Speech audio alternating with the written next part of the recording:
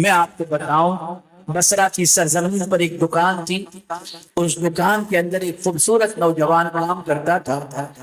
ایک خاتون اس دکان پر پہنچی اور پہنچنے کے بعد اس نوجوان کے حسن کو دیکھا تو اپنی مالکن کی بہت قریبی تھی اور مالکن کی خواہش کو وہ اچھی طریقے سے جانتی تھی۔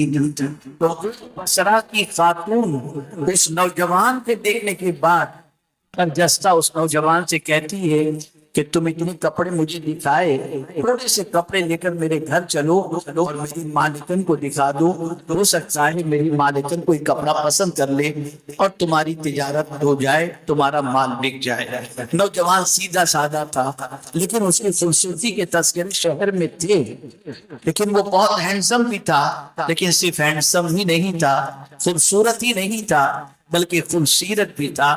وہ نوجوان گھر پہنچا، دیکھا تو بہت بڑی حویلی ہے، بہت بڑا مکان ہے۔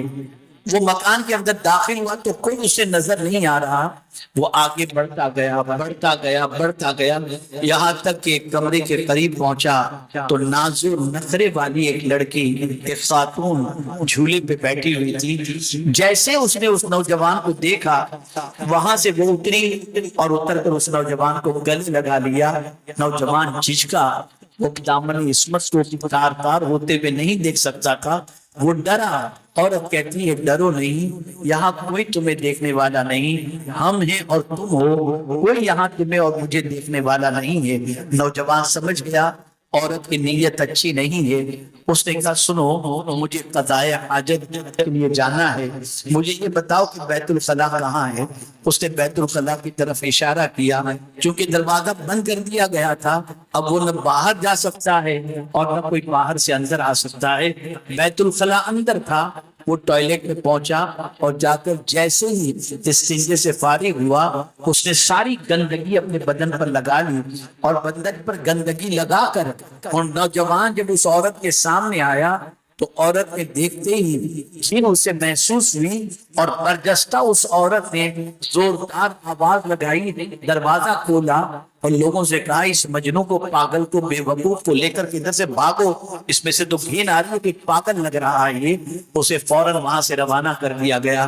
اس طرح وہ نوجوان زنا سے بچ گیا، لیکن اپنے جسم پر نجاست لگا کر زنا سے بچنے کے عوض میں جب وہ گھر پہنچا اور گھر پہنچ کر کے غسل کیا، اسی دن سے اس کے جسم سے اللہ نے ایسی خوشبو جاری فرما دی جو مسک جیسی خوشبو، وہ جہاں سے گزرتا تھا خوشبو کے فوارے نکلتے تھے، اس کے جسم سے خوشبو کی خوشبو نکلتی تھی۔ اللہ اکبر! میرے پیارے آقا صلی اللہ علیہ وسلم کے پیارے دیوانوں اور خواتین اسلام، آدمی چاہے تو اپنے وجود کو کسی بھی بہانے سے زنا سے بچا سکتی ہے اور بچا سکتا ہے، اور اگر چاہے تو زنا میں گرفتار ہو سکتا ہے۔ عورتوں کی بنیاد پر، ان کی خواہش کی بنیاد پر، ان کے جذبات کی بنیاد پر مرد بہت سارے زنا کے اندر مائل ہو جاتے ہیں۔ اسی لیے عورتوں کو اللہ عز و جل نے حکم دیا، مردوں کو بھی حکم دیا، للمؤمنین یغضوا من ابصارہم، یہ مومنین کو حکم دیا گیا کہ تم اپنی نگاہوں کو نیچی رکھو۔ وقل للمؤمنات یغضضن من ابصارہن، اور رسول اعظم کے ذریعے مومنات کو حکم دیا گیا کہ مومنات اپنی نگاہوں کو نیچی رکھے۔ آپ جانتے ہیں رسول اعظم صلی اللہ علیہ وسلم جب خواتین کو بیعت کرتے تھے تو آقا کریم صلی اللہ علیہ وسلم ان کو اس بات کی طرف بھی مائل کرتے تھے اور اس بات کی بھی بیعت لیتے تھے کہ وہ زنا نہیں کریں گی، وہ چوری نہیں کریں گی، وہ شرک نہیں کریں گی۔ یاد رکھیں میرے پیارے آقا صلی اللہ علیہ وسلم کے پیارے دیوانوں اور خواتین اسلام، چاہے کہ میں زنا کی طرف مائل نہ ہونے دوں اور کسی مرد کو میری طرف اٹریکٹ نہ ہونے دوں تو عورت کر سکتی ہے، لیکن آج بڑی معذرت کے ساتھ میں اپنی بہنوں سے کہوں گا کہ آپ ذرا دیکھو راہ نکلتے وقت آپ کی چال دیکھو، آپ کے لب و لہجے کو دیکھو، آپ کے الفاظ کو دیکھو، آپ کے لباس کو دیکھو، آپ کا انداز زندگی دیکھو، آپ شادی کی تقاریب میں جس طرح سے بن سنور کر تصویر کشی کرواتی ہو، جس طرح سے جاتی ہو، ذرا دیکھو کیا آج ایسے پاک نگاہ والے لوگ موجود ہیں جو اس طرح سے کھلے عام گھومنے والی عورتوں کے سامنے اپنی نگاہوں کو نیچی رکھنے؟ نہیں نہیں، یاد رکھیں اس عورت پر فرشتے لعنت بھیجتے ہیں جو عورت اس لیے بن سنور کر کے نکلتی ہے کہ اس کی طرف نوجوان مائل ہو، مرد مائل ہو، ایسی عورت کی دعائیں بھی اللہ قبول نہیں فرماتا۔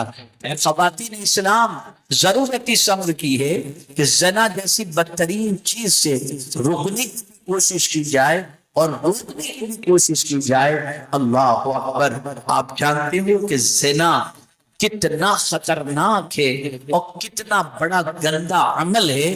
اللہ کے رسول صلی اللہ علیہ وسلم ارشاد فرماتے ہیں کہ جب کوئی زنا میں گرفتار ہوتا ہے اس کے سینے سے ایمان نکال لیا جاتا ہے۔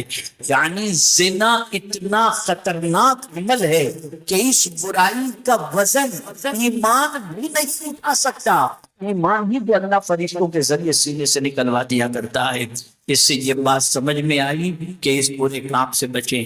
یاد رکھیں اللہ کے رسول صلی اللہ علیہ وسلم کی لخت جگر خاتون جنت فاطمہ الزہرا رضی اللہ تعالی عنہا کی حیات طیبہ پڑھیں اور غور کریں کہ انہوں نے زندگی کیسے گزاری۔